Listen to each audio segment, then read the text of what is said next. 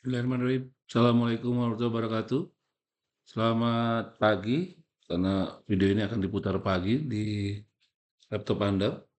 Saya mencoba bikin video ini kurang lebih 10 menit, menjadi sebuah highlight untuk Anda belajar mengenai community based tourism dan implementasinya di desa wisata. Saya coba bikin melalui OBS, dan nanti kita lihat Anda akan mengerjakan juga worksheet terkait identifikasi dan potensi desa wisata yang akan menjadi pilihan Anda. Sebaiknya setelah atau minggu kedua ini, setiap kelompok bagusnya sudah tahu bahwa desa wisata yang akan dia kerjakan nanti itu apa.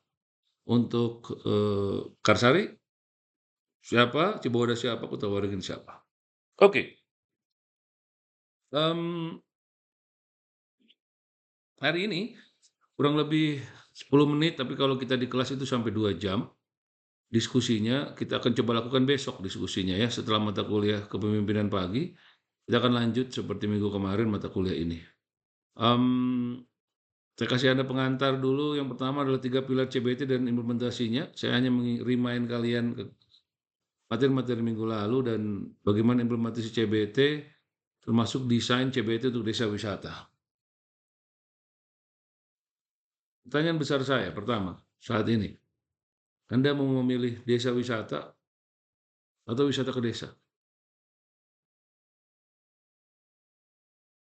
Sekali lagi, desa wisata atau wisata ke desa? Provoking question selanjutnya, bagaimana dengan pariwisata berkelanjutan? Tapi ini kita bahas minggu depan. Saya pastikan Anda baca beberapa literatur tentang desa wisata atau wisata ke desa. Eh, Siap untuk menjadi desa wisata atau menciptakan wisata ke desa. Kenapa? Ini perlu saya sampaikan di awal, karena banyak orang berpikir bahwa membuat sebuah wisata di desa atau atraksi wisata, kita sudah pelajari apa itu atraksi, magnet orang untuk berkunjung di desa, itu selesai menciptakan desa wisata. Tidak.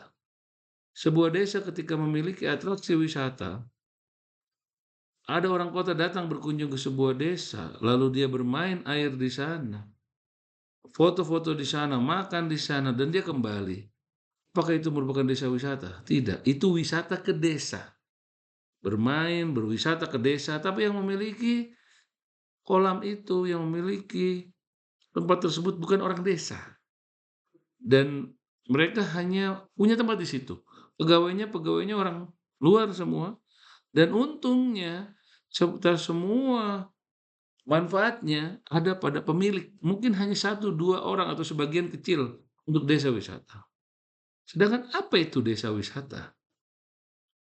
Masih ingat definisi community based tourism yang minggu lalu?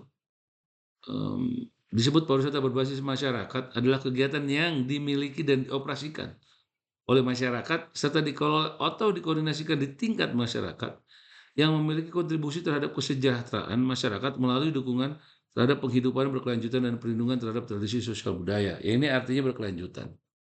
Kalau saya menyampaikan bahwa pariwisata berbasis komunitas atau masyarakat mengedepankan 3 hal: kepemilikan, kemandirian, dan eh, perlindungan kepada budaya. Yang pasti memerlukan peran serta aktif masyarakat, dan bukan hanya memberikan edukasi kepada wisatawan atau pengunjung, tapi juga masyarakat itu sendiri.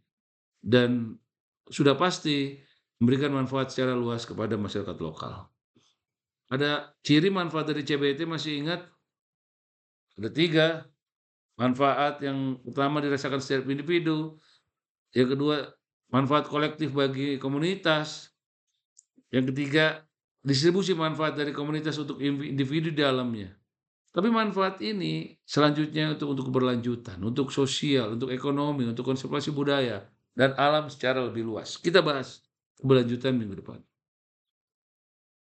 Ini poin penting dalam CBT, dimiliki oleh masyarakat, fully, harus kedua dikelola oleh masyarakat, Dan ketiga, bermanfaat luas untuk masyarakat. Sedangkan K-nya adalah kontribusi terhadap keberlanjutan. Sekali lagi, dimiliki masyarakat ini harus di luar kepala. Dikelola masyarakat, bermanfaat luas untuk masyarakat, dan berkontribusi terhadap keberlanjutan. Ini yang disebut dengan desa wisata. Kita coba bayangkan atau buat desa wisata dari akses pengelolaan. Akses terhadap sumber daya internasional. Desa wisata harus memiliki sumber daya internal. Dan desa wisata harus memiliki destinasi, bukan hanya atraksi. Desa wisata harus memiliki akses terhadap sumber daya eksternal. Contoh, desa wisata memiliki dukungan pemerintah, memiliki pendanaan minimal ya untuk infrastruktur dan keahlian-keahlian yang mendukungnya. Dan desa wisata yang ketiga harus memiliki akses dalam pengolahan secara mandiri oleh masyarakat lokal. Termasuk desa wisata bagusnya punya ceruk pasar. Nanti saya cerita bagaimana Alam Endah dan beberapa desa wisata bangun dari awal ketika mereka tahu mereka memiliki ceruk pasar. Di next slide saya akan cerita, karena sudah cukup lama, saya akan cerita bagaimana desa-desa wisata dibangun, tetapi kita lihat apakah desa wisata ini masuk desa wisata atau wisata ke desa, atau di manakah di antara mereka ini yang mengimplementasikan community based tourism. Kertajasa Pangandaran. Kertajasa Pangandaran panjang story-nya. Saya pernah ke sini tuh 2010 ya, 2011, 12, dan kami ikut membangun bagaimana desa wisata ini mulai awal-awal. Tapi di sana di awal-awal itu hanya memiliki yang namanya Green Canyon, Goa Bau, desa wisata Kertajasa. Awal-awal mereka river tubing atau body Tapalidan lah bahasa Sundanya, tetapi masyarakat tidak merasakan manfaatnya karena hanya datang, dimiliki oleh operator, makan, selesai. Kedua, Penglipuran Bali. Penglipuran Bali itu sangat terkenal di Bali dan ini menjadi desa wisata rujukan yang luar biasa. Kehidupan di sana itu menjadi sebuah tontonan, menjadi sebuah eh, wisata, magnet. Tetapi masyarakat di sana itu tidak terlalu nyaman. Mereka keluar dari setiap rumahnya dari belakang. Penglipuran Bali memang cukup berkelanjutan, tapi sudah mulai banyak yang ikuti. Apakah itu bermanfaat buat masyarakat desa? Iya, tetapi secara lokal, secara kehidupan, mereka agak kurang nyaman karena kehidupannya terekspos. Sebagian besar masyarakat yang tinggal di sana sudah mulai di area belakang. Memang mereka masih bertahan karena di sini adalah area jualan. Nanti kita kalau Anda lihat ke sana dan di atas itu ada pura, jadi mereka masih mempertahankan ini. Penting Sari Jogja, mudahnya ini desa wisata. Di kelas nanti saya cerita bagaimana Penting Sari ini mulai dibangun. Ketika orang-orang BCA mandiri itu mencari tempat lalu mereka sangat ramah. Tidak ada apa-apa di sini. Kalau kita datang ke sebuah desa, kita hanya menemukan sebuah tempat yang seperti ini. Tapi mereka bisa membangun ini menjadi investasi yang cukup besar sampai sekarang itu kalau kita menginap di homestay-nya, kita butuh 6 bulan untuk melakukan booking masalah. Samsara, ini sebuah desa di Karangasem di Bali atas, dan nanti di kelas saya akan bahas, nanti kalian lihat bagaimana mereka menggambarkan seluruh kehidupan orang Bali dari mulai bayi sampai mereka meninggal. Ini desa wisata yang di-create sehingga bisa menampilkan museum yang disebut dengan Samsara Living Museum. Experience Journey of the Balinese People. Alam Endah, saya akan cerita banyak tentang Alam Endah. Karena kami membangun ini bersama dengan teman-teman dan sekarang sudah pernah menang ADWI juara ketiga. Maaf, bukan kami yang membangun, tapi mereka membangun, kami membantu. Ya tadi. Ada apa yang di sana, siapa yang mau akan kita bahas kemudian. Ini berupa framework bagaimana pembuatan atau community participation framework untuk desa wisata yang diprotek. Ya, nanti kita akan belajar ini. Dan slide-slide selanjutnya saya minta Anda belajar. Intinya bagaimana sebenarnya kita tidak membuat sebuah desa itu menjadi sebuah hanya untuk kegiatan wisata ke desa. Dengan membuat paket. Kalau orang hanya ingin melihat desa, tidak ada yang mereka bisa lihat. Atau mereka hanya melihat sesuatu. Mereka tidak bisa membayar sesuatu saja. Sehingga kita harus membuat paket. Yang paling kuat adalah paket homestay, paket menginap, paket tur di desa. Ini beberapa contoh nanti saya bahas.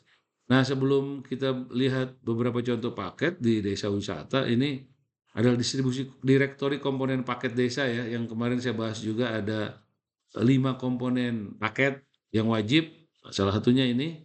Kalau ini adalah direktori, boleh nggak